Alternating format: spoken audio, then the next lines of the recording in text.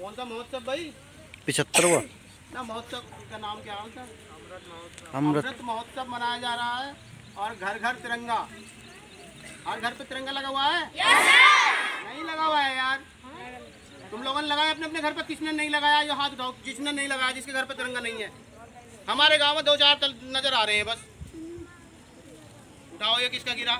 खड़े हो, ऐसे इकट्ठे खड़े नहीं हो सकते थे, समझे?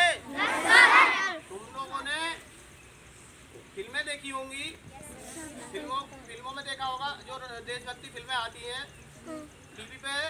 वैसे देखा होगा तुम लोगों ने क्रांतिकारियों के द्वारा कैसे अंग्रेजों के साथ में लड़ाई करी गई, उनको कैसे देश से निकाला गया। देखा तो होगा। जाने से तो कम समझ में आ गया ना तुम्हारी। भगत सिंह रहे, चंद्रशेखर आजाद रहे, राजगुरु, सुखदेव और कुछ तो अब यही तो थोड़ी थे। पूरे हिंदुस्तान में इतने लोग थे जिनका तुम नाम तक नहीं जानते। हमको भी नहीं पता। कोई ये 2-4 लोग ही थोड़ी नहीं थे। पूरे हिंदुस्तान ने मिलकर, हिंदू, मुसलमान, सिख, ईसाई, सब ने मिलकर जो है अंग्रेजों को देश से निकाला। ये हमारी संपत्ति पे कब्जा करे बैठे। ये कहते ना, उंगली किसी को उंगली थमा दो तो कोई पोछा पकड़ ले और फिर कंधे पे बैठ जाओ, हैं? तो ऐसे ही हुआ। अंग्रेज जब आए थे तो उन्होंने थोड़ी सी बहुत जगह मांगी थी कि भाई हम अब जो व्यापार करना चाहते हैं। तो उस समय जहांगीर थे ना, सन 1600 के आसपास में जहांगीर यहाँ के बादशाह थे हिंदुस्तान के। ईस्ट इंडिया कंपनी जाएगी। हाँ, तो ईस्ट इंडिया कंपनी आई थी तो उन्होंने कंपनी लगाई, बस व्यापार करना शुरू कर दिया। और व्यापार की आड़ में वो जो अपनी यहाँ कॉलोनी बसाते गए। कॉलोनी जानते हो? अरे अंग्रेज आने लगे और अपने जो है जमीन में मतलब मकान बनाए और जो है घर बना कर रहने लगे यहीं पे और कब्जा करना शुरू कर दिया धीरे, समझे?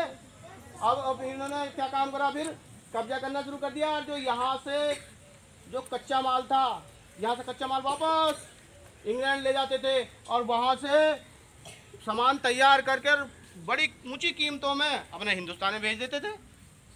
हैं? हमारे देश को सोने की चिड़िया कहा जाता था पहले, हैं? जहाँ डाल डाल पर सोने की चिड़िया करती है बसेरा, वो भारत देश है मेरा।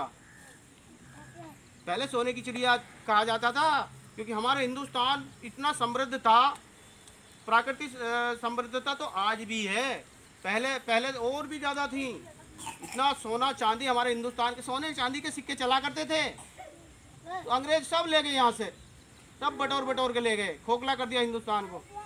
और फिर जुल्म करने लगे लोगों के ऊपर, दुनिया भर के टैक्स, ये टैक्स वो टैक्स सब लगा के। फिर हम किसी तरह की कोई आज़ादी ही नहीं थी हमें। किसी भी कार्य को करने के लिए हम उनके ऊपर ही, उनकी इच्छा के ऊपर निर्भर थे। हम अपनी मर्जी से कुछ नहीं कर सकते थे। उस समय का भारत जो था, उस समय का भारत इन लोगों ने, अंग्रेजों ने, आए तो और भी थे पर और जो है वो इतना अपना प्रभाव नहीं जमा पाए जितना अंग्रेजों ने जमा लिया था। अंग्रेज कहाँ के थे भैया, मुझे बताएंगे जरा से? तुम लोगों को पता है अंग्रेज कहाँ के थे? जोर से बोलो। कहाँ थे? यस सर कह रहे। इंग्लैंड, इसको ब्रिटिश भी कहा जाता है और यूके भी कहा जाता है, यूनाइटेड किंगडम। कहा जाता है कि अंग्रेजों के राज्य में कभी सूरज नहीं डूबता था। इसका मतलब ये नहीं कि सूरज डूबता नहीं था, पृथ्वी गोल है। तो अंग्रेजों का शासन जो था पूरी दुनिया पे ऐसे था चारों तरफ। तो सूरज जहाँ से जहाँ घूम के पहुँचता था तो समझ लो वहाँ पर अंग्रेजों के उपनिवेश थे, कॉलोनियाँ। तो भैया जब ज़्यादा परेशान हो गए तो जब अभी देख लो तुम, जब तुम मुझे ज़्यादा परेशान करोगे तो मैं तो या तो भाई मैं तुम्हारी गुलामी स्वीकार कर लूँगा, है ना? अन्य फिर मैं विरोध करना शुरू करूँगा, है? तो जो अंग्रेजों के गुलाम बन गए, जो अंग्रेजों के चापलूस बन गए, जिनके अंदर आत्मसम्मान नाम की चीज़ नहीं थी, देशभक्ति नहीं थी, तो उन्हें तो अंग्रेजों ने अपनी तरफ मिला लिया। किसी को जायदाद वो दे दी, क्या बोलते हैं उनको, जागीरें दे दी, है नहीं? उनसे टैक्स लेते थे। और जो लोग उनके गुलाम नहीं बने, जिन लोगों के अंदर देशभक्ति थी, उन्होंने सीधा अंग्रेजों का सामना करना शुरू कर दिया।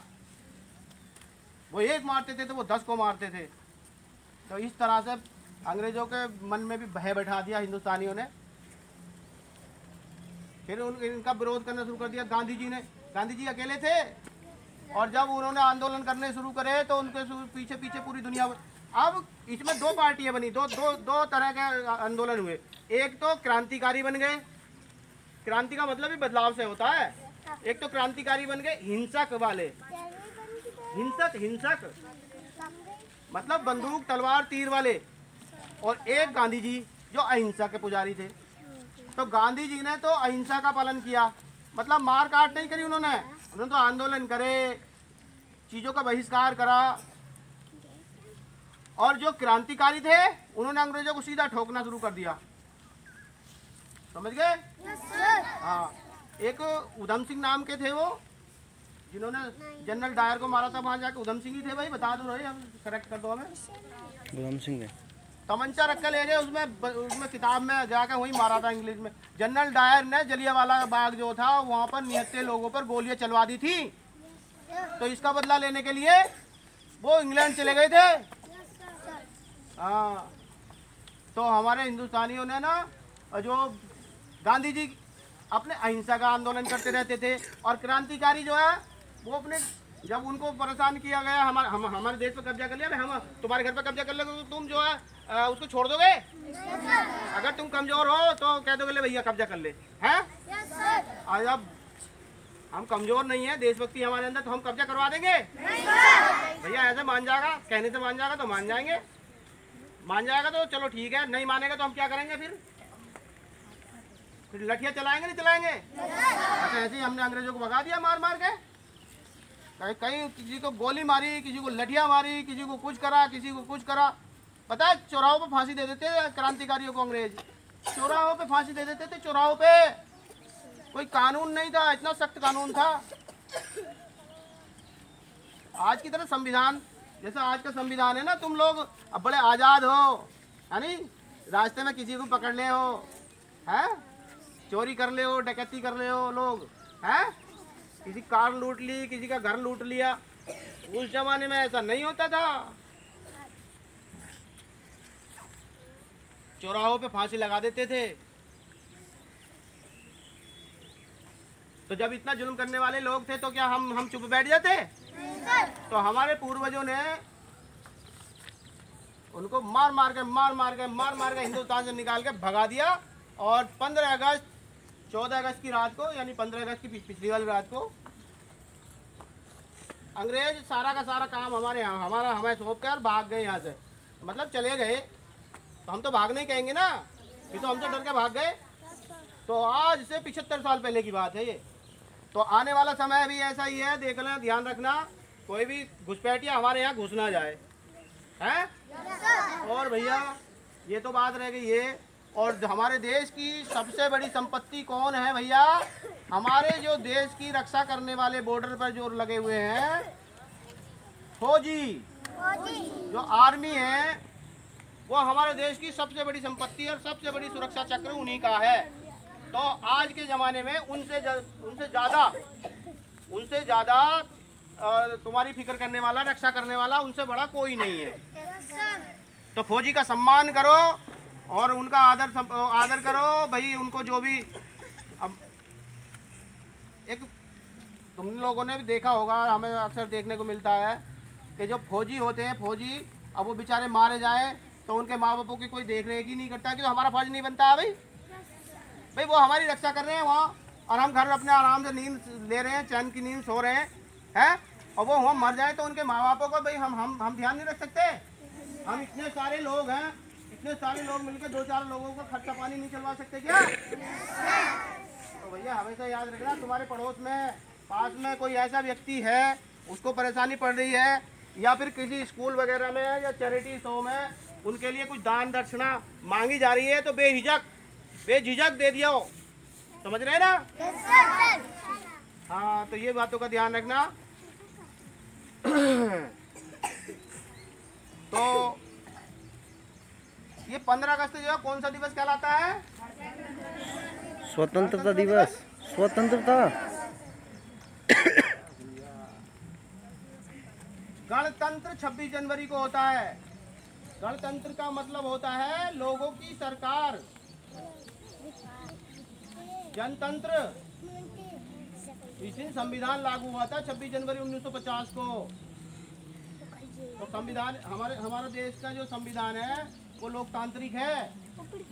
जनता के द्वारा चुना हुआ व्यक्ति राज करता है, समझ गए? यानी एक तरह से देखा जाए तो जनता ही शासक होती है। और 15 अगस्त को स्वतंत्रता दिवस, भाई आजादी को हिंदी में स्वतंत्र कहते, स्वतंत्रता कहते, स्वतंत्रता।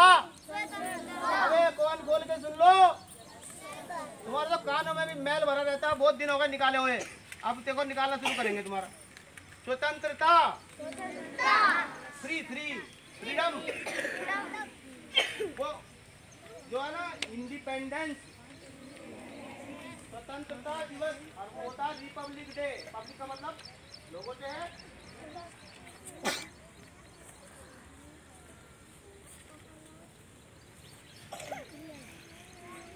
मोनिका तुम भी समझाओ बालकों को। माता की इतनी बढ़िया, मुझे तो बहुत जोर से कहो।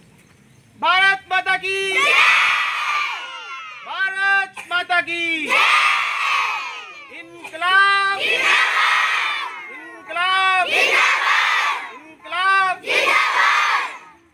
अब इनकलाब का मतलब क्या हुआ बताया तुम्हें?